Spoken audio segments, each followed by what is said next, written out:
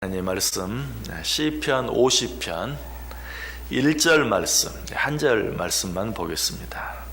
시편 50편 1절입니다. 우리 다 같이 한 목소리로 읽습니다. 전능하시니 여호와 하나님께서 말씀하사 해 돋는 데서부터 지는 데까지 세상을 부르셨도다. 아멘. 자, 시편 50편 첫 번째 있는 말씀, 전능하신 이 여호와 하나님에 대해서 우리는 하나님의 세 가지 이름을 생각해 보았죠. 엘 하나님, 야훼 하나님, 엘로임 하나님에 대해 생각해 보았어요. 엘 하나님은 우리말에 번역된 그대로 전능하신 하나님, 야훼 하나님은 사랑과 자비의 하나님, 그리고 엘로힘 하나님은 창조주 하나님, 섭리주 하나님, 그리고 심판주 하나님을 의미한다라고 말씀드렸습니다. 자, 그런데 이 하나님께서 계속해서 어떻게 하신다라고 말씀하고 있습니까? 전능하시니 여호와 하나님께서 말씀하사, 이 하나님께서 말씀하십니다. 우리 하나님은 말씀하시는 하나님이에요. 아니, 좀 더 정확하게 말하면 우리 하나님은 말씀 그 자체예요. 하나님은 말씀이세요. 그리고 그 말씀이 하나님이세요. 요한복음 1장 1절이 그것을 잘 이야기해 주고 있죠. 태초에 말씀이 계시니라. 이 말씀이 하나님과 함께 계셨으니 이 말씀은 곧 하나님이시니라. 하나님이 말씀하신다. 이것보다 더 정확한 것은 뭐라고요? 하나님은 말씀이시다. 말씀이 하나님이고 하나님이 곧 말씀이. 하나님과 말씀은 뗄래야 뗄 수가 없는 하나예요. 자, 이것을 통해서 우리가 얻어야 될 결론적인 교훈은 무엇입니까? 우리가 하나님과 함께 하기를 원한다면 누구와 함께 해야 돼요? 말씀과 함께 해야 돼요. 하나님과 함께 할 때만, 말씀과 함께 할 때만 하나님과 함께 할 수 있어요. 우리가 하나님의 능력을 체험하기를 원해도 어떻게 해야 돼요? 말씀과 함께 할 때만 우리 하나님의 능력을 체험할 수 있어요. 우리가 정말 하나님과 함께 살기를 원한다면 우리는 말씀과 함께 해야 돼요. 그 신명기 8장 3절에 그렇게 말하죠. 사람이 떡으로만 사는 것이 아니요 여호와 입에서 나오는 모든 말씀으로 사는 줄을 내게 알게 하려 하심이니라. 맞습니다. 우리는 육의 음식으로만 살아갈 수 있는 자들이 아니에요. 우리는 하나님의 말씀으로 살아갈 수 있어요. 왜? 하나님이 곧 말씀이기 때문에 그래요. 이스라엘 백성들은 이 사실을 깨닫지 못했어요. 그리고 이 사실에 대해서 착각했어요. 그래서 애굽에서 출애굽하여 광야 생활을 할 때 아주 기회만 있으면 물을 달라, 떡을 달라, 고기를 달라, 이것 달라, 저것 달라. 왜? 그것이 없어서 죽겠다는 것이. 그런데 하나님께서 왜 사실 그런 어려운 일들을 허락하셨는가? 너희들이 살아가는 것은 그것 때문에 사는 것이 아니다.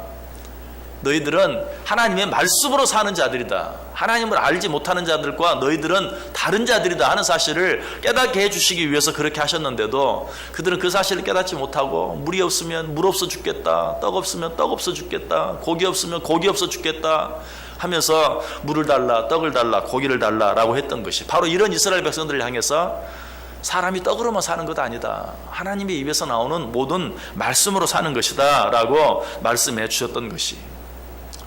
자, 그렇다면 사람이 하나님의 입에서 나오는 말씀으로 산다는 것은 결국 뭘 말합니까?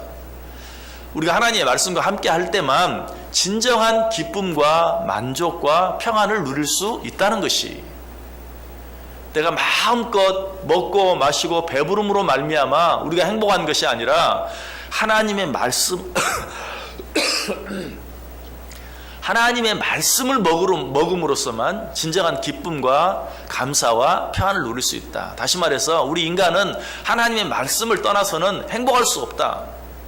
우리 인간은 하나님의 말씀과 함께 할 때만 참 기쁨을 누리고 참 만족을 누리고 참 평안을 누리고 그 안에서 참 안식을 누리고 또 참 행복할 수 있다.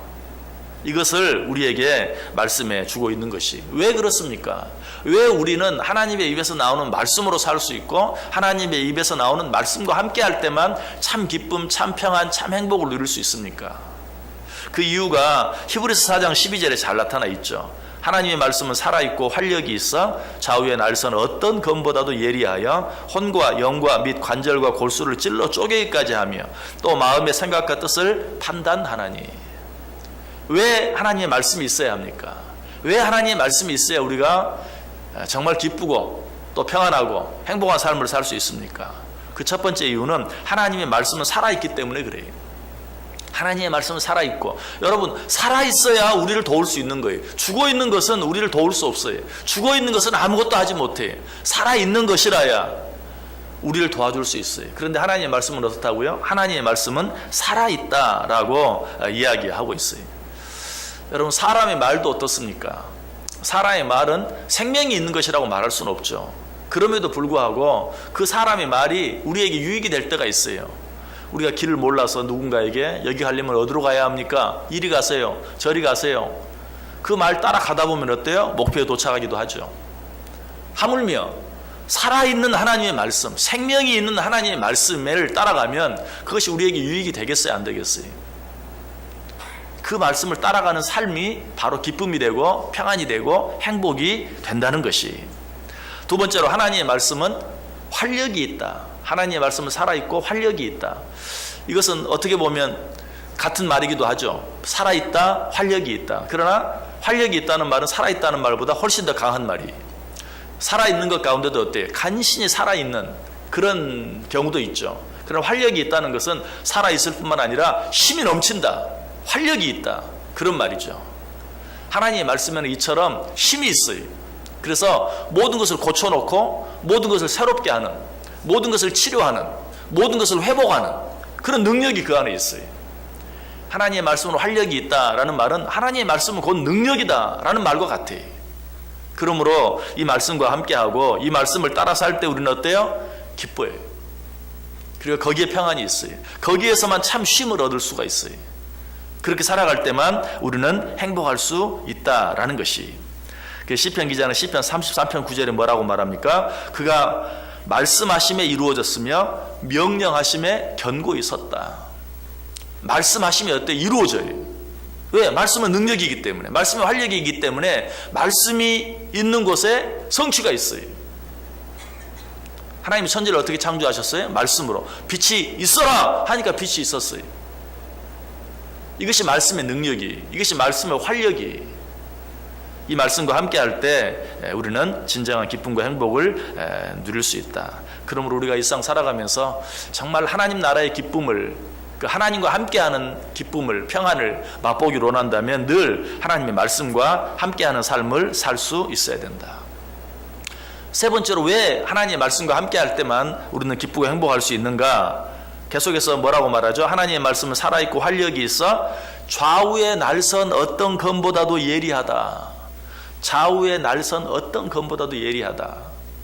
이것은 우리 안에 어떤 문제가 있을 때 그 문제를 정확히 찾아내서 그 문제를 고치고 그 문제를 해결한다는 것이, 마치 의사의 손에 들려진 아주 예리한 메스, 수술용 메스처럼 우리 안에 어떤 문제가 있을 때, 고쳐야 될 부분이 있을 때, 치료해야 될 부분이 있을 때 하나님의 말씀은 좌우에 날이 선 예리한 검과 같아서 그것들을 파헤치고 찾아내서 어때요? 그것들을 치료시키는 것이, 새롭게 하는 것이, 그런 능력이 하나님의 말씀 안에 들어있어요.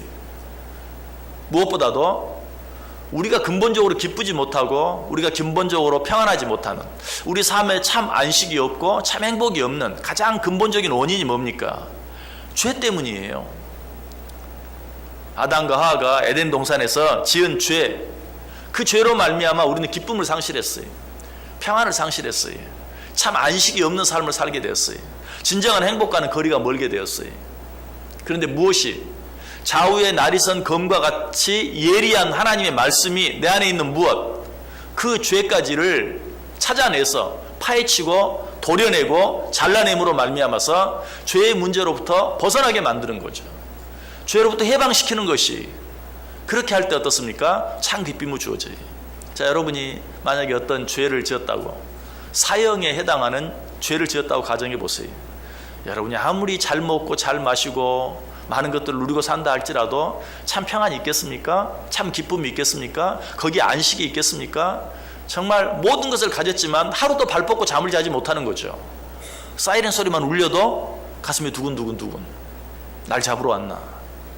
죄의 문제가 해결이 되지 않으면 결코 그 사람은 행복할 수 없어요. 마찬가지, 우리도 마찬가지. 죄의 문제로 인해서 하나님과 멀어졌어요.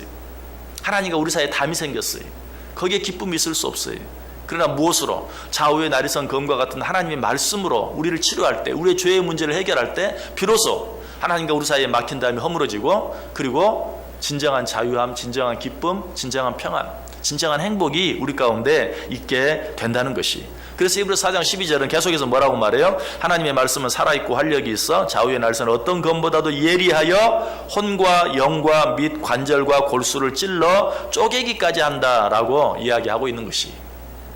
혼과 관절과 골수를 찔러 쪼개기까지 한다. 이 말은 우리 속에 있는 어떤 우리 힘으로 해결할 수 없는, 우리 힘으로 치료할 수 없는, 우리 힘으로 회복할 수 없는 어떤 것이라도 하나님의 말씀은 새롭게 한다, 회복시킨다, 고치신다 라는 것을 이야기하고 있어요.